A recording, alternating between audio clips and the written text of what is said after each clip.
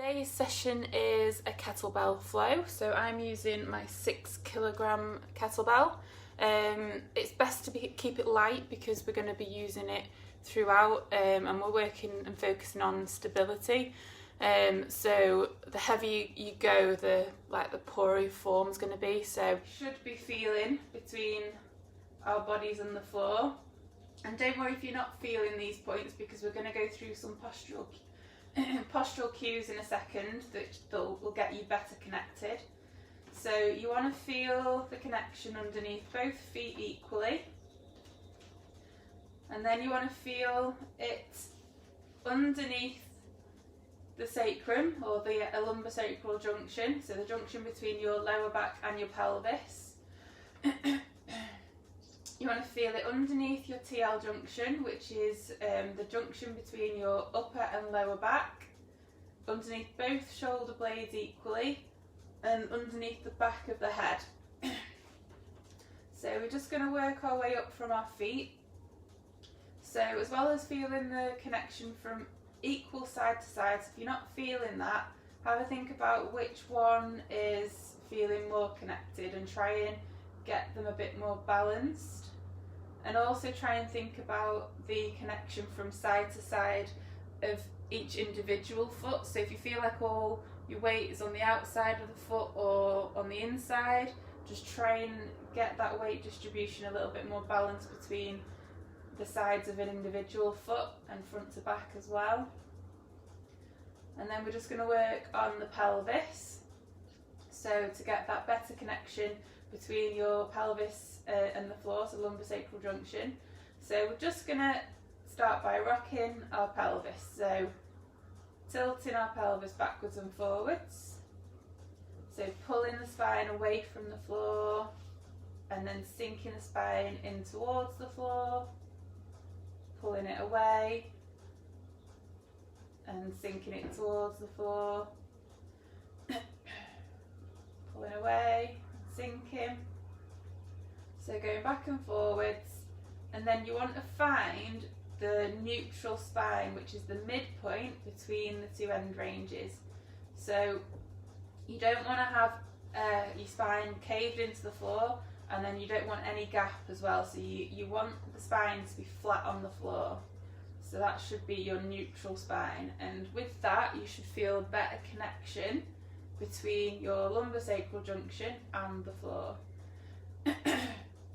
And now we're thinking about our rib cage and the pelvis, so trying to get that better connection with the TL junction and the floor. So think of your pelvis and your rib cage like the pages of a book.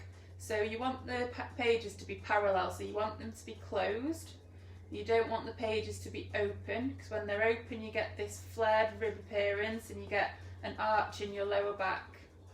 So the pelvis is in the right position. We've just gone through the pelvic rocking.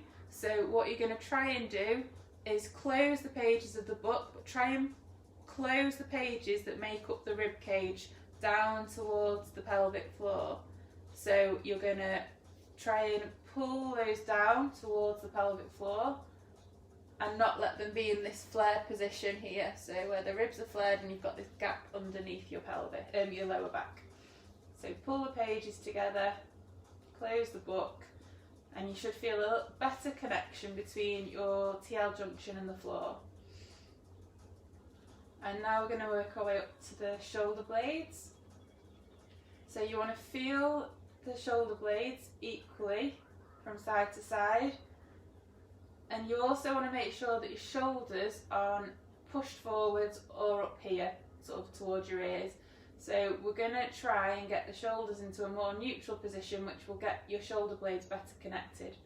So to get your shoulders in a neutral position, you want to pull the shoulders into external rotation, so kind of like scoop them round, and depression. So you're trying to pull the shoulders down towards, imagine you've got a pocket in your trousers that you're wearing. Try and pull the shoulders down towards your back pocket on the same side. You're not trying to pull your shoulder blades back down towards the floor, so that's retraction. We don't want that. It's literally an external rotation and a depression of the shoulders. So you should feel the shoulder blades better connected now. And then with the head, you want to make sure that you're not tilted your head backwards and you're not tucking your chin in. You're going to try and push your head straight back down towards the floor. So you're activating these muscles at the front of the neck called your deep neck flexors. So you should feel those as you're pushing down. You should feel those muscles working. So you're going to look straight up towards the ceiling. So, like I say, not taking the head into extension and not tucking the chin. So head, eyes straight up towards the ceiling. And then throughout this flow, you're going to try and think about this neutral spine, rib cage and pelvis in connection, shoulders in a neutral position, and this head in a neutral position. So trying to activate into these muscles here. Okay, so now we're going to think about the breath. So put one hand on your chest, one hand on your tummy. And we're just going to try and get the breath in the right order first of all. So as you're breathing in, the hand on the tummy wants to lift, and as you're breathing out, the hand on the tummy wants to lower. Hand on the chest doesn't want to go anywhere, so that wants to stay still.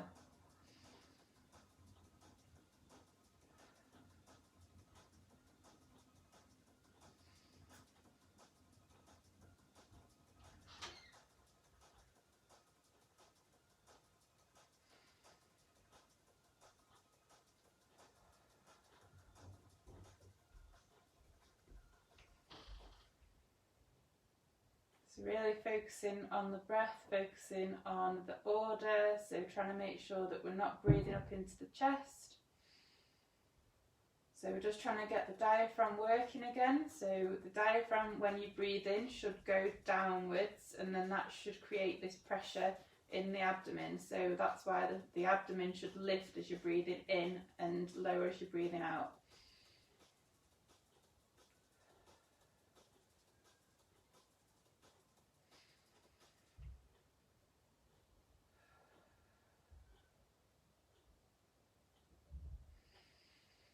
Do a couple more breaths.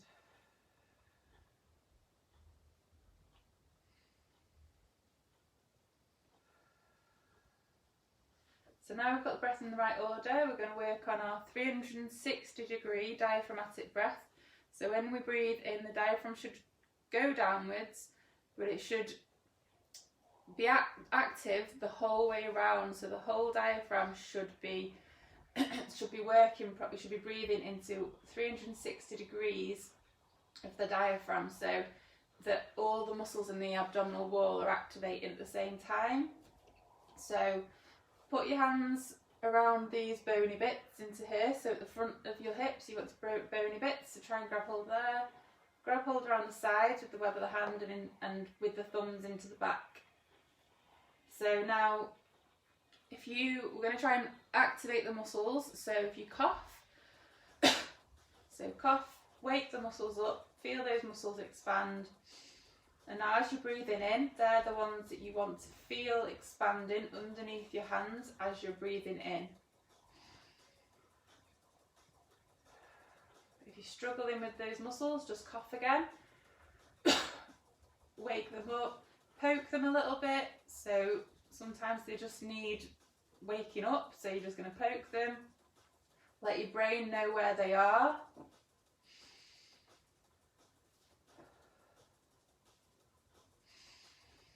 You want to feel that equal from side to side and front to back. So some people struggle from side to side, so one side inflates better than the other, or they find it easier to inflate into the front rather than the back. So back muscles quite often get forgotten about, so really try and focus on the areas that don't feel like they're inflating as much.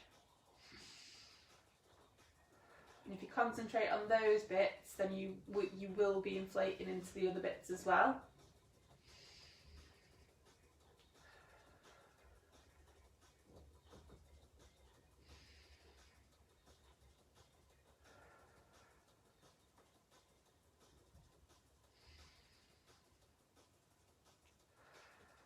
So breathe in through the nose and then out through the mouth through pursed lips. So imagine that you're blowing through a straw. So doing that makes this a little bit easier. Think about your pelvic floor as well. So as you're breathing in, think about the diaphragm going down. So at the same time as your diaphragm is going down, your pelvic floor should be going down as well. So you should feel like your pelvic floor is moving towards your feet.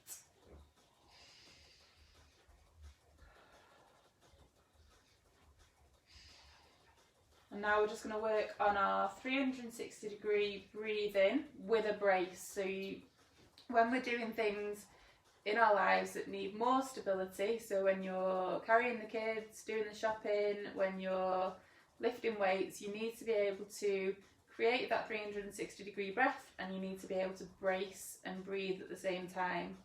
So the brace isn't isn't a clench or a tense, it's an outward push. So you don't want to suck your belly button into your spine like, you know, we're quite often told.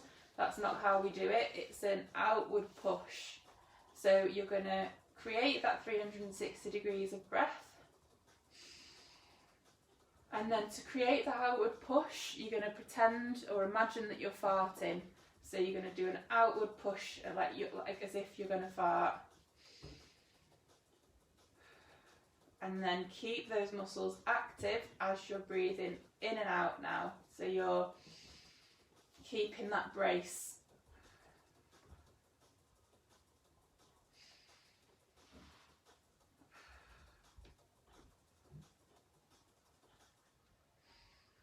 You're probably not going to be able to take as big a breath in, because when you're creating more stability, your breathing is a little bit compromised in a way, so you take smaller breaths.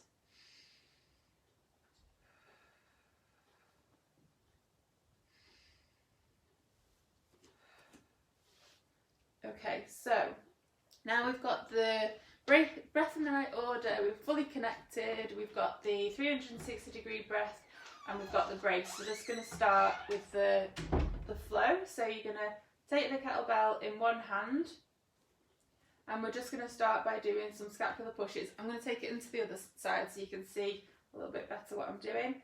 So wrist straight, arm straight up into the air, and you're just going to push the kettlebell up towards the ceiling. And then pull it back down, and push up, and back down.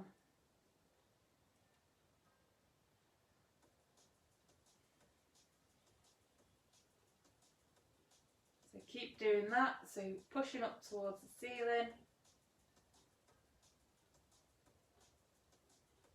So you don't just want to sort of take your body with it as well. Your body wants to stay on the floor, and it's just the shoulder pushing forwards.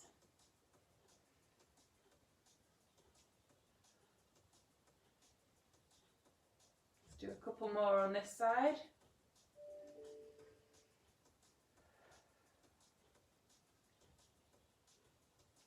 Okay, bring it down, swap sides, and we'll do the same on the other side.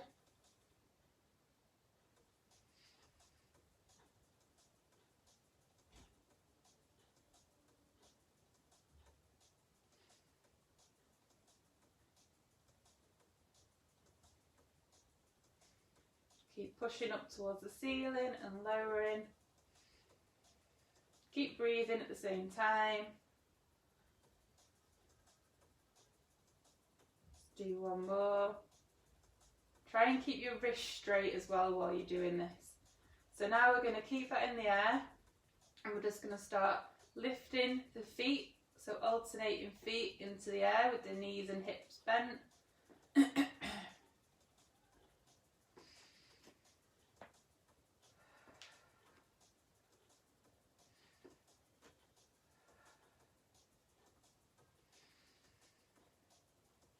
So the movement's just coming from the hip, nowhere else in the body.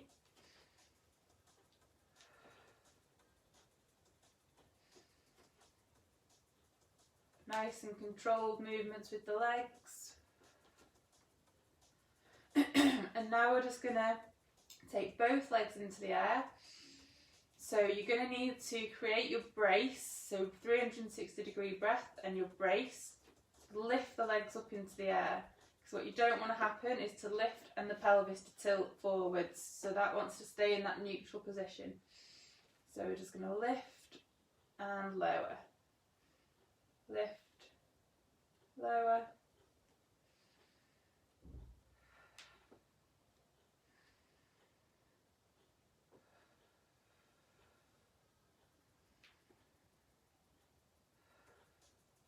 Let's do a couple more. And then finish with your feet on the floor. So we're going to lower it down, take it into the other hand, push up to the ceiling, and then we're going to do alternating legs again.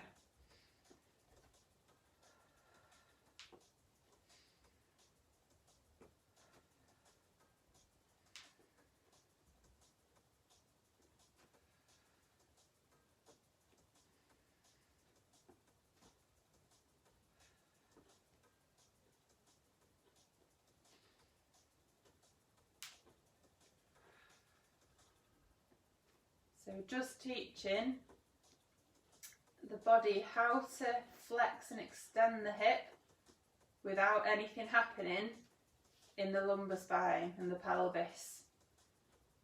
So this is the first position we can teach that. Now both legs, creating that brace, lift and lower. So the movement again is just coming from the hips. We don't want any extension in the lumbar spine, and we don't want any anterior tilt of the pelvis.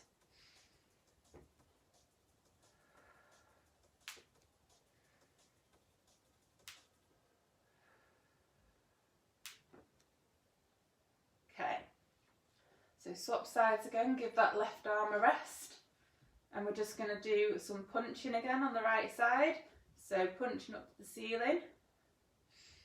Keeping those legs in that 3-month supine position, so feet just higher than the knees, knees over the hips, hips externally rotated, feet in a neutral position, in a little bit of dorsiflexion.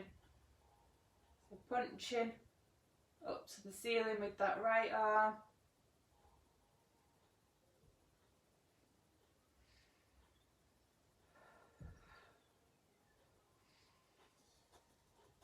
Last one.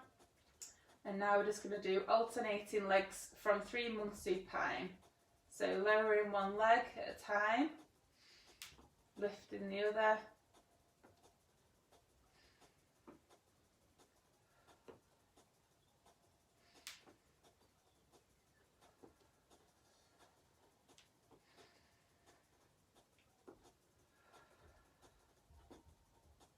And now take the legs. If you can go a little bit further with this, you're going to be extending the hip and the knee. Like with anything though, if you're struggling with certain movements, just pull it back in to where you felt comfortable. If you feel like your back's arching or you've got lower back pain, don't progress to these full hip extensions. Just either you can keep doing single leg taps, or you can just keep your feet on the floor and do alternating from the floor. That's absolutely fine.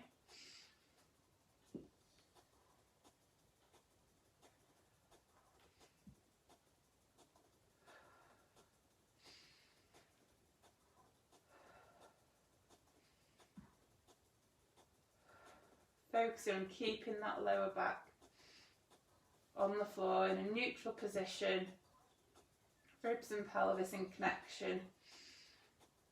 Let's do one more each side on this side. Bring the kettlebell down, bring your legs in, just give your hips a bit of a rest, hip flexors. Take the kettlebell to the other side, arm up, and we're just going to do our shoulder punches again. So this time on the left side, keeping your wrist straight, don't let your wrist bend backwards.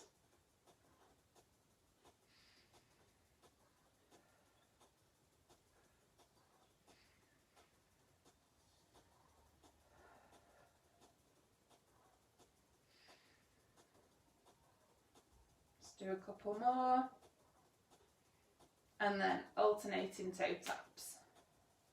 Again, if you need to pull it back so that you're starting with your feet on the floor, it's no problem.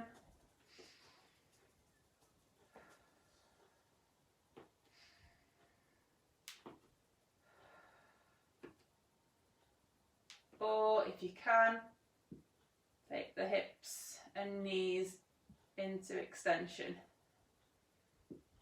Just stick at whichever level you can do comfortably.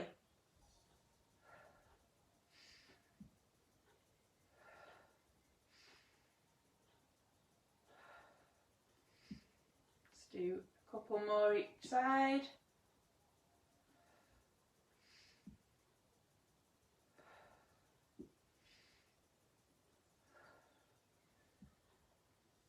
Okay, lower down, bring your knees in again. And now we're going to take the kettlebell back up into the left hand, and we're just going to be rolling onto our right hand side, and you're going to punch the kettlebell up towards the ceiling. So we're rolling right onto our side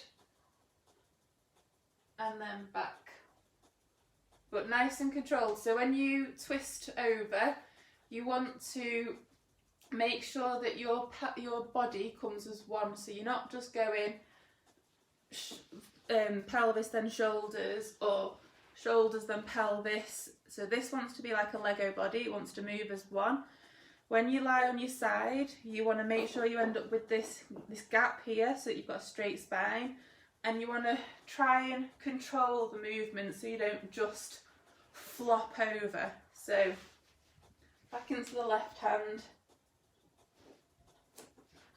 up and roll onto the side, punch up to the ceiling and back. So we'll do 8 of these each side.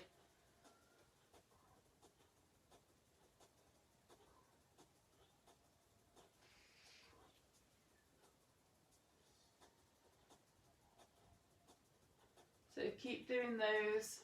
I'm up to number 4. Keep looking at the kettlebell as well with this.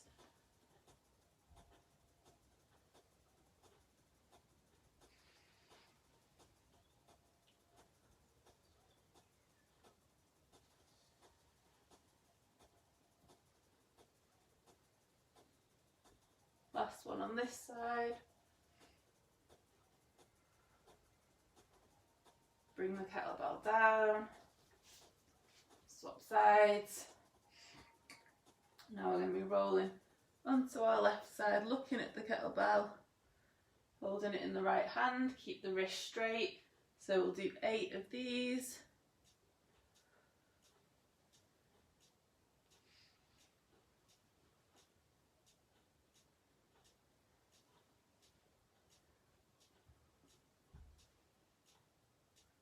Number 4.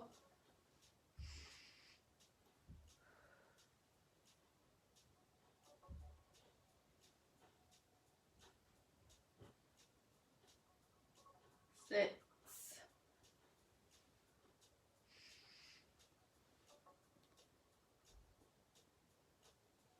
Last one. And then this time we're going to roll onto our left side into our lower oblique sit. So keeping the arm outstretched. I'll go do that again, so come back. So keeping it up in the air, don't let the kettlebell don't lose sight of your kettlebell. And we're just going to come up into our lower oblique sit. If you can't do it with the arm in the air, you can just keep it into your side. Okay, so I'm just going to go back,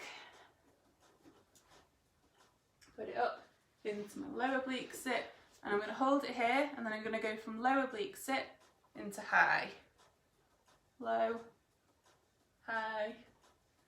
So keep looking at the kettlebell. Again, if you can't do with the arm outstretched, just bring it in, Or if even that's too much, you don't have to use the kettlebell.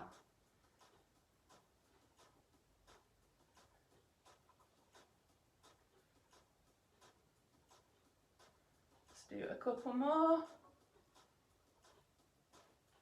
Okay, now we're going to roll back. So back down onto our back, and then put the kettlebell into the other hand. We'll do the same. So roll onto the right, low oblique sit, into high.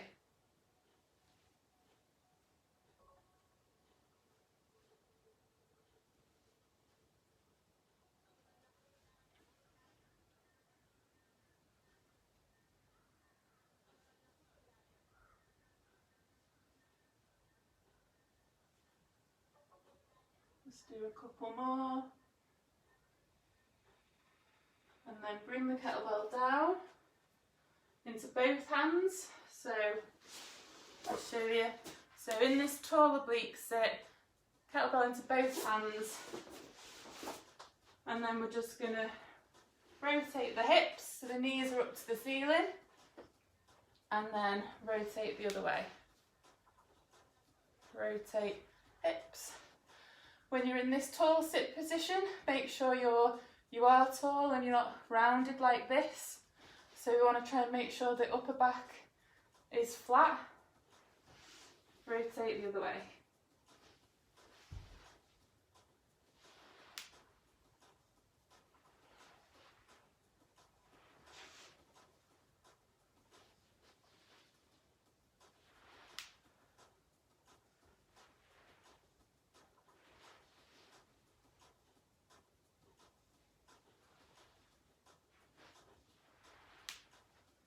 Okay, so we're going to finish in this tall oblique sit.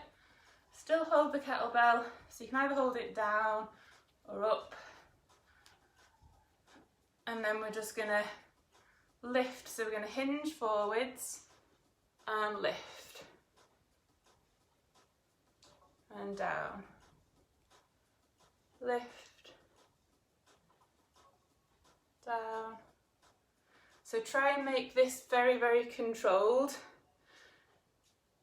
and don't just throw yourself up and land really heavily down, because you're just going to end up hurting your knees if you do that. And then we're just going to lift and twist. Lower. Lift and twist. Lift and twist. Lift and twist.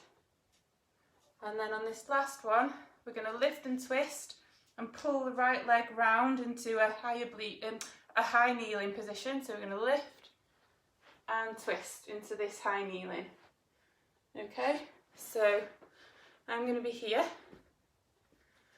So when you're in this high kneeling position, you want to make sure that your pelvis is nice and neutral. So not just neutral this way. So you want to find your neutral spine here. So you want to tilt your pelvis backwards and forwards again. Find your neutral. Make sure your upper back's nice and flat so you're not rounded like this. But neutral like this. So when you take 1 foot forward, quite often you end up with your pelvis being a little bit diagonal.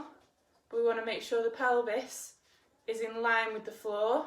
So just kind of scooch it downwards, like you're trying to pull that hip into a bit of external rotation. Okay, so we've got that.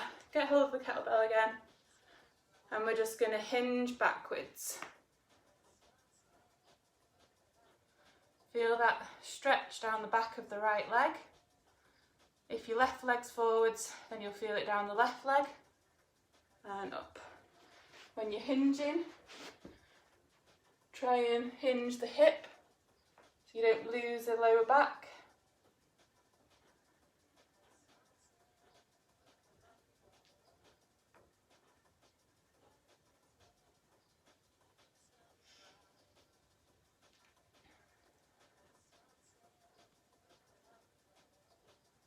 Do one more, and then back up. So you're going to take the kettlebell now, if your right foot's forwards, take it in the right hand, push it up to the ceiling, and we're just going to rotate and try and touch the floor with the left hand. So I'll show you this way. And then come up into a neutral position again. Back down, up, down. Trying to end up with the pelvis level every time.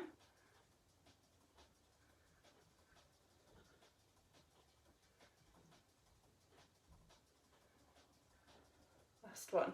Bring it down, swap it into the other hand. And then we're just going to do some bottoms up kettlebell press.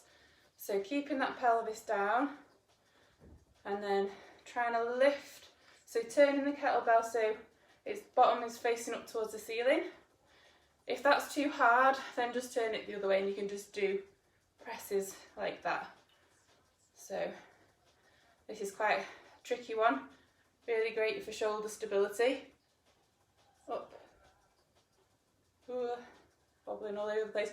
Try and keep the rib cage and pelvis in connection as you're going up. Try not to let that rib flare. We'll just do 5 on each side. Try your best on keeping the kettlebell, the elbow in as much as you can. Okay, and down. And now we're just going to put it into that front rack position, and we're going to curl the back foot under, and we're just going to stand and down. Try and not let the knee cave in as you're coming up, so you want your front knee to track your second and third toe. You want your pelvis to stay level as you're coming up so you don't kick out to the side. So up and down. As you're lowering down as well, control that, so don't let the pelvis go to the side as you're going down. If you can, then stand and push. So I'm going to come back a little bit. Push. Push. Push. And then we're just going to finish and standing. Well, not finish, but we're going to stand. And we're going to go into goblet squat. So turn it upside down and just stand and squat and stand. Trying to keep your body upright. Try not to let yourself cave in.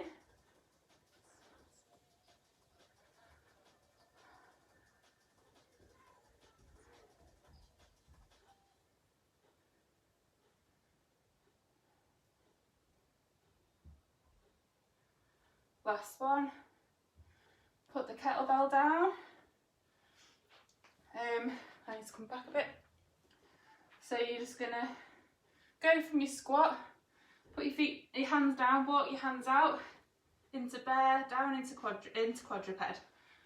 And we're just gonna work on our quadruped rock. So don't need the kettlebell for this little bit. So we're in the quadruped, hands and knees. Tilt your pelvis backwards and forwards. Find your neutral spine again, so similar to what you did on your backs.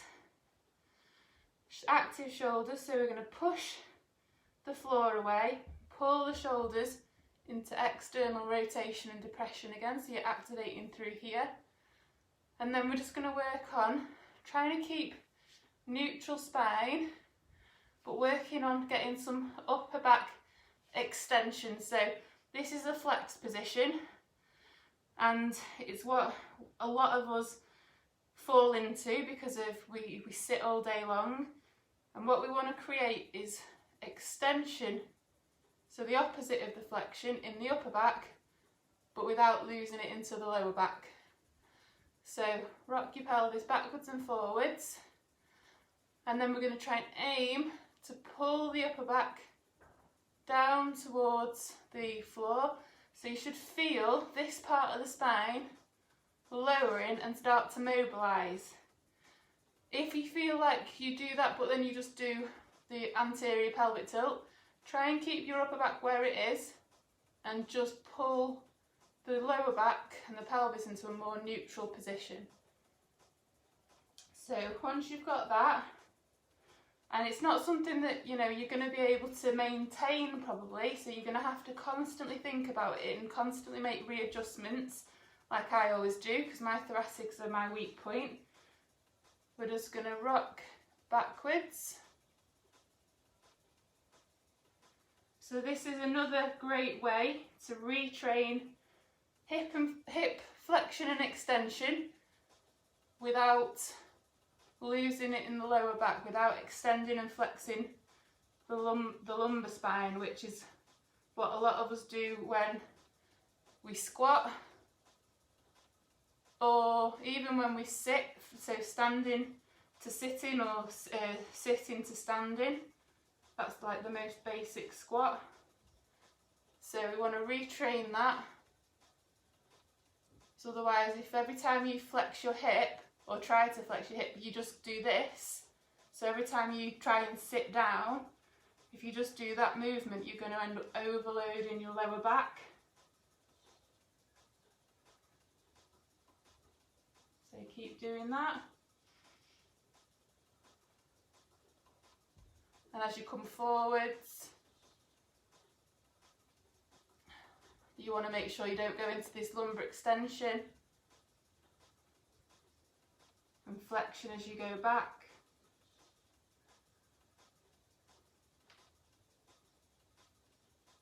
Just do a couple more.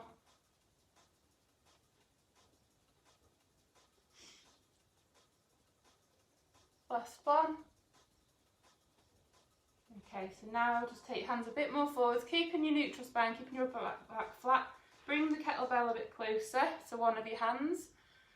We're just going to lift up, so curl your back feet under, and we're just going to hinge again. So hinging back, so hinging from the hip, not from the spine.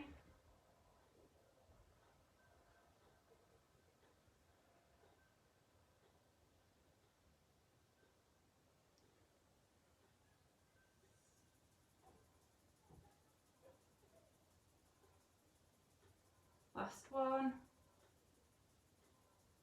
Back down.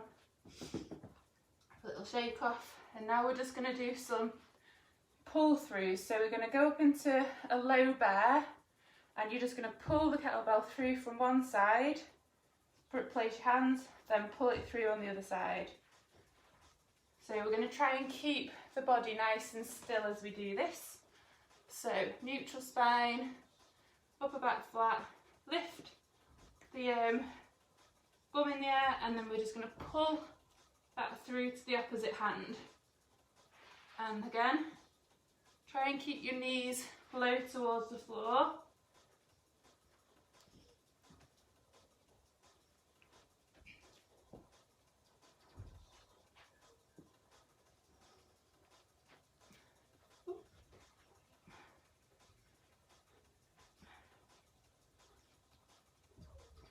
Do a couple more.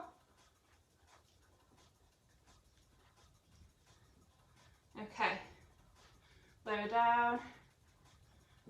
Then we're gonna lift back up, hinge back, walk the hands back, go into your squat again, pick the kettlebell up into your goblet and stand. Lower, stand, lower, stand. And now we're just going to take our right foot back. So our right foot was leading before, now it's going to be the left foot. So we're just going to bring that right foot back and lower into this high kneel on this side. So we're going to start again from the hinge. make sure pelvis is neutral and neutral here. And we're just going to hinge backwards.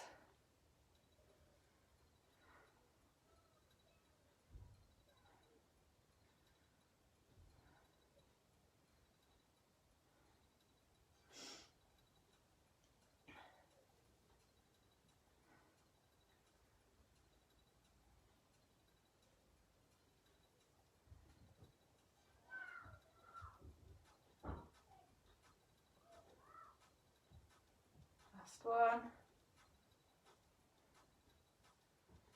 Take the kettlebell into the left hand now, up to the ceiling and rotate. So right hand onto the floor, keep the kettlebell up into the air, looking at the kettlebell, back up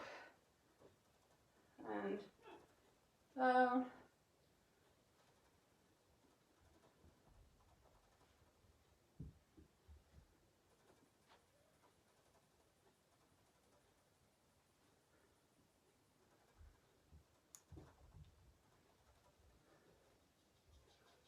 Do one more, bring it down. We're going to do bottoms up kettlebell press on the other side now. Again, keeping neutral pelvis, keeping the rib cage, pelvis down.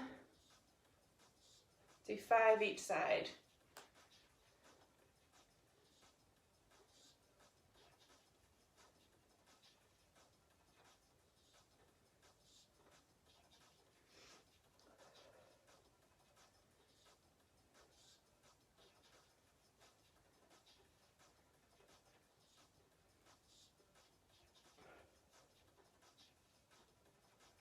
Turn it over and then we're going to stand again. Keeping the pelvis neutral, level with the floor, curl the back foot under and just stand. So either in this front rack position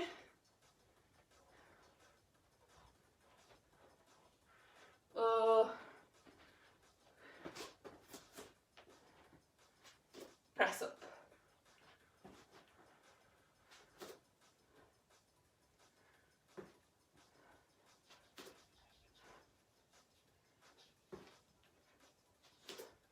Every time making sure pelvis is level with the floor, and then we're just going to stand, catch our breath, take the kettlebell up into one of the hands, into the air, keep looking at the kettlebell, and we're just going to slide the hand down the opposite leg and back up.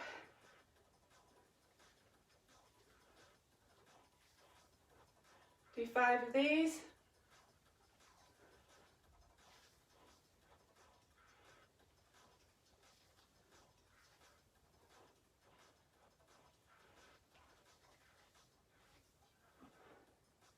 Down. Swap hands.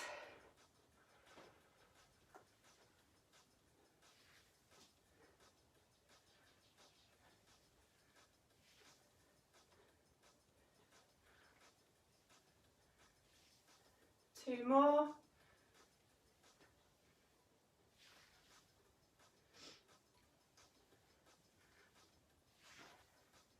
Okay, back down. So we'll just take our right foot back again, down here. So we've got our left leading leg in high kneeling, and we're just gonna go from this position, bring that leg back round into our oblique sit, and we're just going to do some lifts. So hinging again, so nice and controlled, up and down.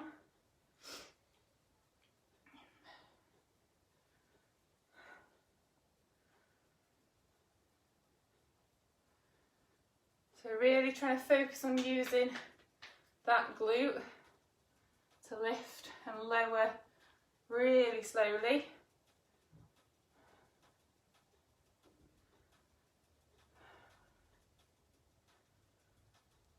and then we're just gonna lift and twist, lower, lift and twist.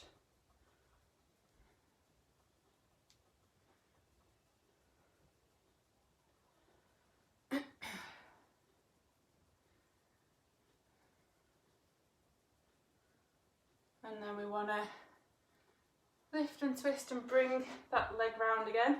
So you're in the high kneeling again. And we're just going to stand, so curl the back foot under, stand, lower back down, bring that left knee back into the kneeling, take the right foot forward, stand, back, back.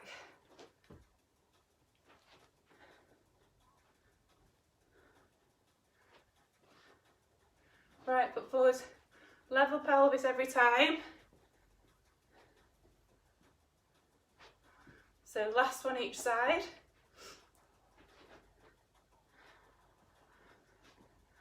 Back. Last one. And we're done.